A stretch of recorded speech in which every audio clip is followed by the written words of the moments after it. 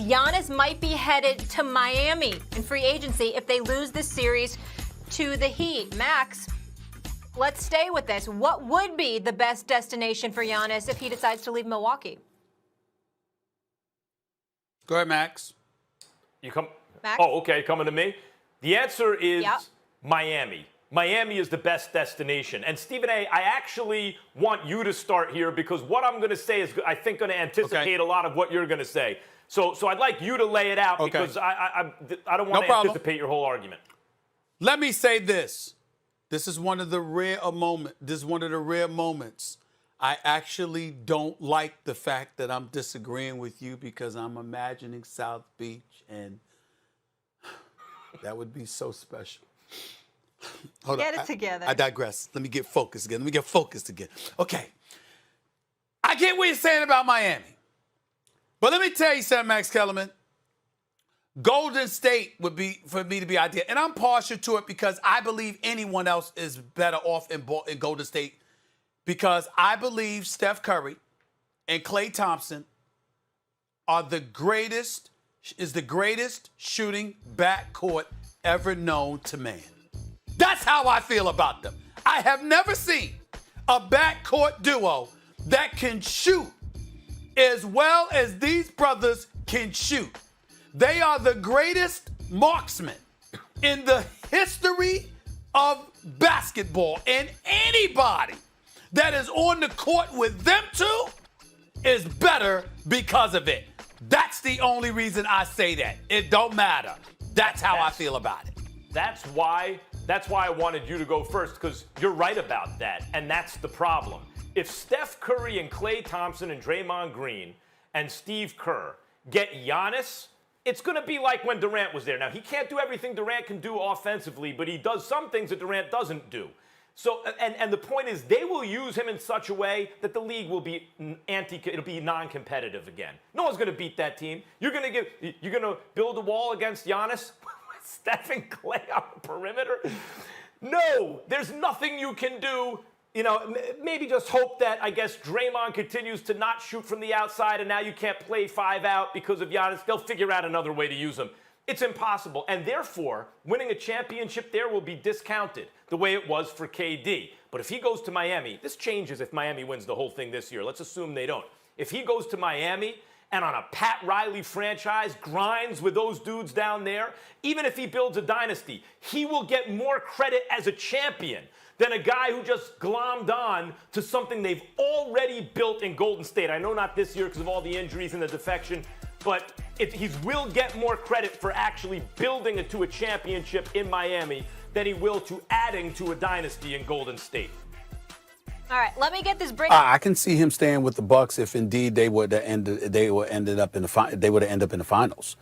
Because I think that he'd realize that he's got a legitimate shot to win it all. And I think that's how he views it. Getting to the conference finals might be an accomplishment, but in the same breath, when you consider the questions that we've had about the Eastern Conference historically, it was a foregone conclusion that whoever came out of the East was going to lose to the powers in the West, whoever that team may be, whether it be Golden State or in last year's case, the Los Angeles Lakers. That's just how you view it. Toronto was an aberration because KD obviously got hurt and Klay Thompson went down in Game 6 despite having 30 in the third quarter. But when you look at the Milwaukee Bucks right now, if you're Giannis, if Middleton shows up and be that bona fide number 2 or number 3 now that Drew Holiday is there, a career 45% shooter from the field, the 35+% shooter from three-point range, and considered one of the best two-way players and one of the elite defenders this game that exists in this game today.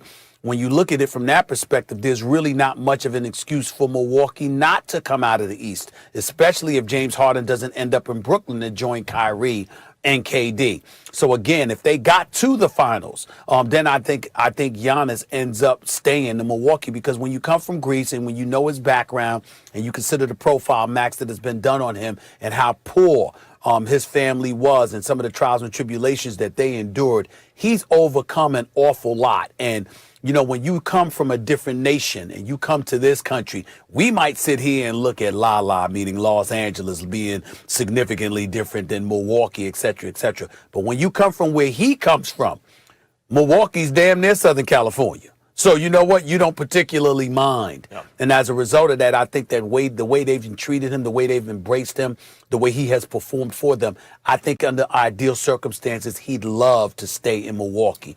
But they've got to win. And I think they've got to come out of the East in order to keep him in Milwaukee long term. First of all, Giannis' statement, Giannis is that dude.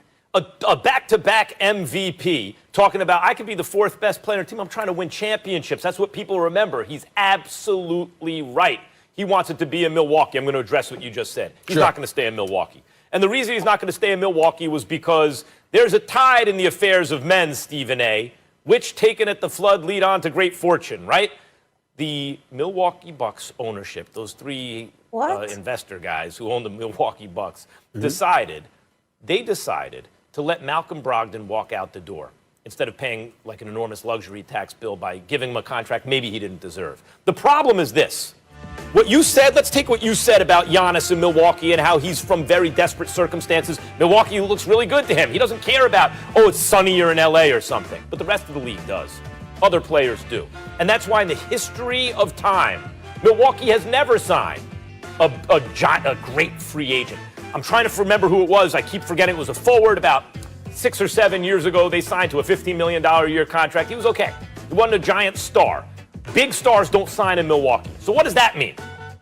If Giannis' number one thing is I'm trying to win a championship or championships, and his number two thing is I want to do it in Milwaukee, but the priority is championships. Once you don't sign Brogdon, you have fewer things to trade to bring in great players. So, for example, they pulled off the trade for Drew Holiday. It's a great addition. Drew Holiday, Chris Middleton, and Giannis. Is that enough to get to the finals? Maybe. Is it enough to win a championship? Probably not. What if they had Chris Paul on that team as well? Would that be enough? Now you say, yep, I think that team probably wins the championship. Chris Paul moved teams. He switched teams. Phoenix got him for Kelly Oubre and a couple of guys and a first-round pick. You mean to tell me if you had Brogdon on the team, you couldn't move him in a package for Chris Paul? Probably a better package. I mean, the point is, because you can match up salaries, you have a valuable player. The point is, the Bucks played the town cheap when they had the chance. Now they didn't have enough to put an actual championship roster together. Giannis is going to recognize that. They couldn't even complete the trade for Bogdanovich, which would have helped them. Probably still wouldn't have been enough, right? They need another star player in order to get over the Lakers, in order to get even over a healthy Nets team. They didn't do it. They won't win the championship this year, and Giannis will sign away somewhere else. It's not because he doesn't want to be in Milwaukee. It's because he values championships more. And as Robert De Niro told Sylvester Stallone in Copland, Stephen A., when Stallone decided to do what Robert De Niro wanted him to do, but too late, you blew it. You blew it, Milwaukee Bucks. You blew it. Well, I think the jury's still out on that. I mean, to have a guy like Drew Holiday, that's nothing to sneeze at. I love Malcolm Brogdon, and he's got an incredible upside. He's not Drew Holiday, not yet. When you consider what Drew brings to the table on the defensive side of the floor and offensively, he's no worse than Malcolm Brogdon. You got to take that into consideration and consider it an upgrade. Secondly, and more importantly, here's the deal. If you were to get to the finals, and let's say you gave the Lakers a run for their money, then you're not putting it on the organization. You're looking at what you have in place, and you saying we have enough. Now, if you go to the finals and you're Miami against the Lakers, who were clearly overmatched, then that's a different ball game. But if you go to the finals and you have a dogfight, then that's not on management. That's you looking at yourselves and saying, if we had done this, if we had done that, we could win it all. You got to look at Budenholzer, who I think is an exceptional coach. But the bottom line is they came up short last season. There's no way around it. And one could argue the season before that because you lost 4 straight. Yes, it was to Kawhi Leonard in Toronto. But if you were good enough to be up 2-0, you should be good enough to avoid 4 straight losses, okay? At least force a game 7 for crying out loud. So those things are on Budenholzer's resume as well. So we got to take into consideration everything that's going on with them. And again, that's why I think it comes down to a berth in the finals, because when you look at them, they may feel they have enough. We'll find out.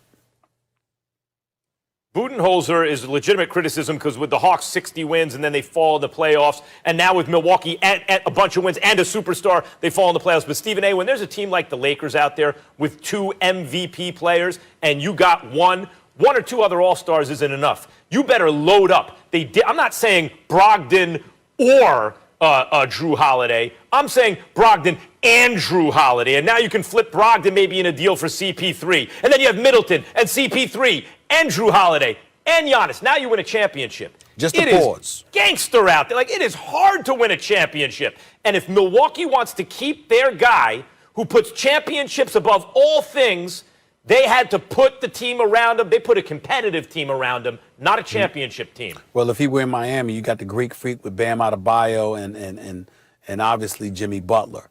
The Greek Freak with Drew Holiday and Middleton, with Middleton averaging 20 a game and doing what he's supposed to do, is nothing to sneeze at either. It's really about Middleton. What's he going to do? We're about to find out. I'm not sneezing, but we ain't throwing any parades either. Let's be honest.